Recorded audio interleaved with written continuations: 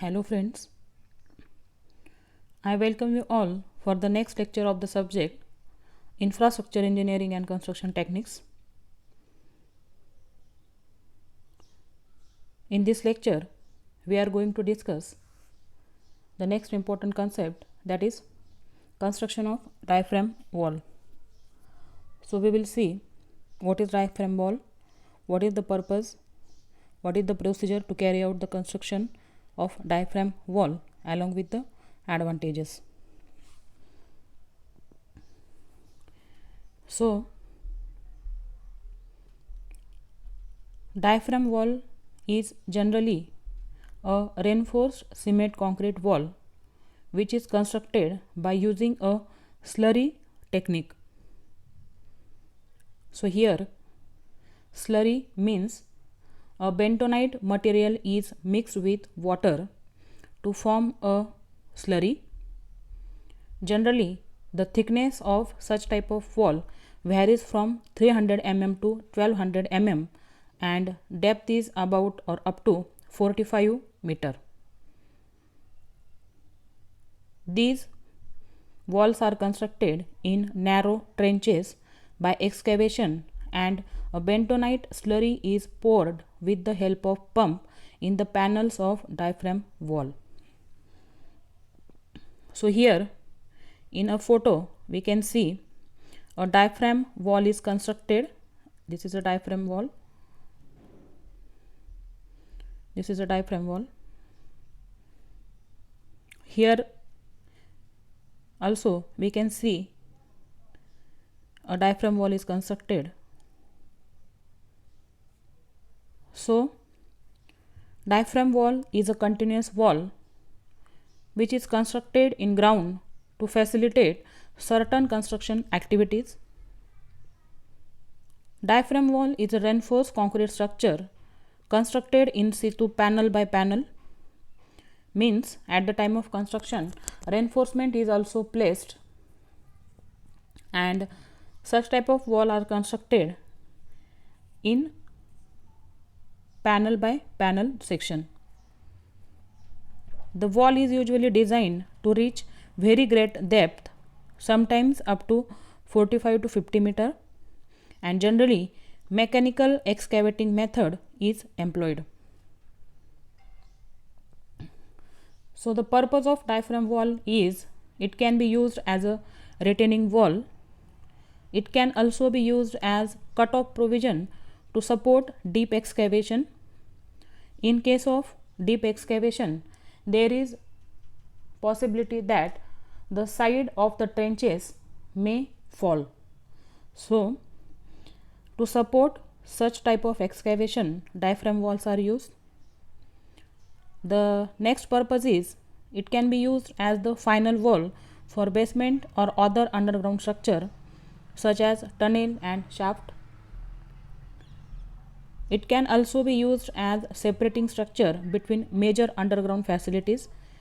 Means if we have to separate two structures from each other which are constructed underground, in that case diaphragm walls are constructed. And it can also be used as a form of foundation, for example rectangular pile. The sequence of operation basically consists of 4 to 5 steps. So the first step is construction of guide wall. Second one is excavation to form a diaphragm wall trench. After this, support the trench cutting using bentonite slurry.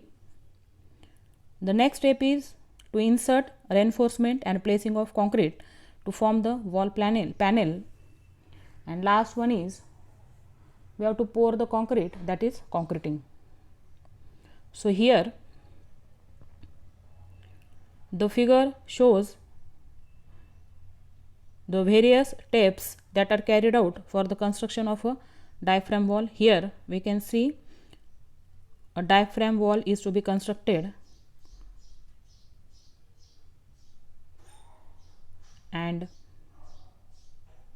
whatever the equipment and machine that are required are placed on this working platform. So first step is the construction of guide wall. This is the first step. Here this is the first step. Here a guide wall is constructed.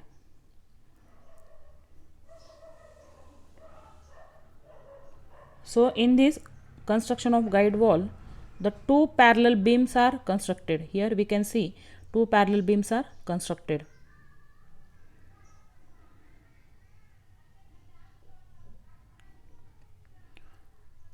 The second step consists of excavation of a trench. So after construction of guide wall, here we can see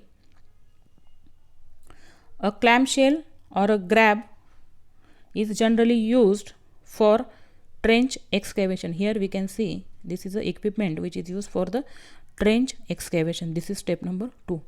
In this figure also we can see here clamshell is used. This is a clamshell which is used for the excavation. Here the material is excavated.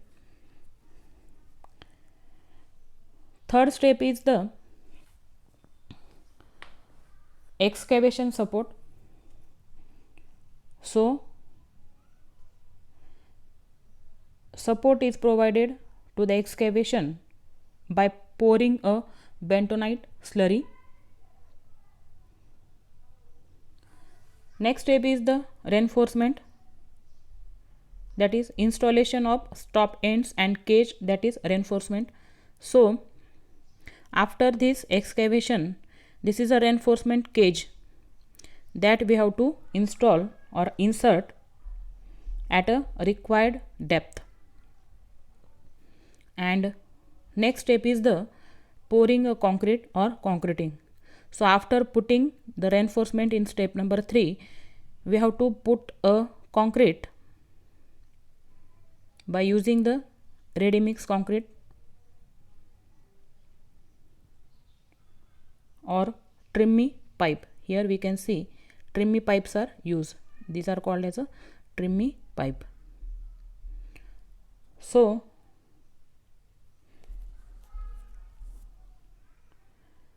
the first step consists of construct the guide wall.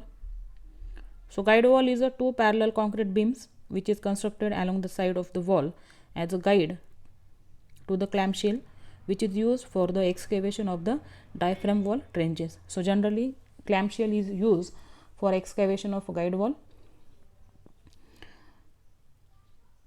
Second step is excavation to form the diaphragm wall trench. So if there is a normal soil, in that case excavation is done by using clamshell or grab, and if gravel or boulders are available, in that case gravel hammer, that is chisel, is used to break the rock. The next step is whatever the excavation that we have carried out, we have to provide a support to the trenches by using a bentonite slurry. Sometimes the sides inside the trench cut can collapse easily. Therefore, bentonite slurry is used to protect the sides of the soil. So this bentonite is a specially selected fine clay. When adapted to water, forms an impervious cake-like slurry with very large viscosity. And thus the slurry will produce a great lateral pressure sufficient enough to retain the vertical soil. Next is insert reinforcement and placing of concrete to form the wall panel. So reinforcement or cage is inserted in the form of a steel cage but may be required to lap a few sections in order to reach the required length. And after this, next step is the concreting. Placing of concrete is generally done by using a trimmy pipes to avoid the segregation of concrete. As concrete is being poured down, bentonite will be displaced due to its lower density than concrete. Bentonite is then collected and reused. And the last step is the joining for the diaphragm wall panels. Diaphragm wall cannot be constructed continually for a very long section due to limitation and size of the mechanical plant. The wall is usually constructed in alternative section. At the end, a continual diaphragm wall is constructed with the panel sections which are tightly joined by the semicircular groove. So, this is about the construction process or sequence of operation which is to be carried out for the construction of a diaphragm wall. Next is the advantages of diaphragm wall. Diaphragm wall can be used as a permanent structural wall. It is called as a structural wall because a reinforcement is used at the time of construction. It is water retainable structure. It can be installed to deeper depths and for load bearing element.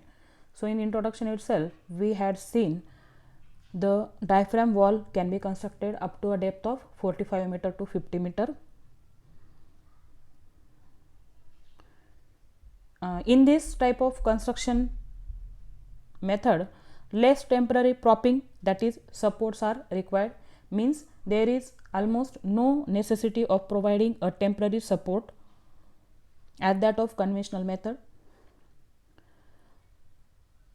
Such type of construction method can be adopted or applied for top to down construction. Generally, we are starting from the foundation and reaching to the top, but by using this concept of diaphragm wall, we can go for the top down construction method. Such type of construction give rigid structure, and vibration and noise generated from installation of diaphragm wall is less than other methods. So these are the various advantages of diaphragm wall.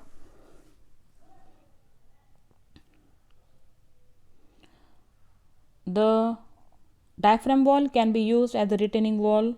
It can also be used as a wall for basement or any underground structure, and it can be used as a form of foundation, as well as it can be used as a cofferdam wall. So these are the various applications of diaphragm wall. With this, we will stop here and continue in the next lecture. Thank you.